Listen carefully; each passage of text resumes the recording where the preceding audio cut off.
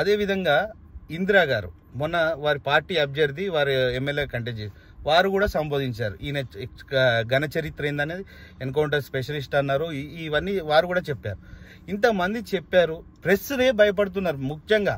ఎందుకంటే ఒక నియోజకవర్గ కోఆర్డినేటర్ అయి ఉండి నేను గలమెత్తుతుంటే ఒక్క ప్రెస్ వారు కూడా, అంటే ఎన్టీవీ అయినా కావచ్చు, ఏబిఎన్ అయినా కావచ్చు, సాక్షి అయినా కావచ్చు, ఇది కడియం శ్రీహరి గారిని అడిగే డేరుందా అండి?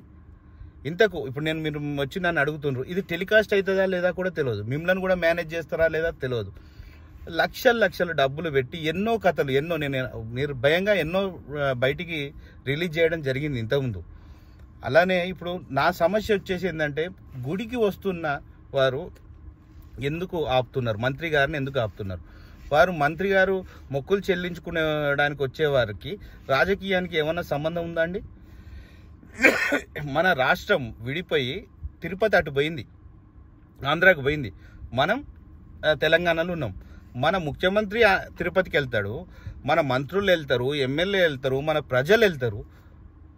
ఇది ఎక్కడి వ్యవస్థ? ఇది ఎక్కడ సాంప్రదాయం అండి? ఇప్పుడు యాదగిరిగుట్ట ఎమ్మెల్యే వేరే, కాంగ్రెస్ వాళ్ళు ఉన్నారనుకో, మేము బీఆర్ఎస్ వాళ్ళు ఉన్నాం అంటే మేము యాదగిరిగుట్ట పోద్దా?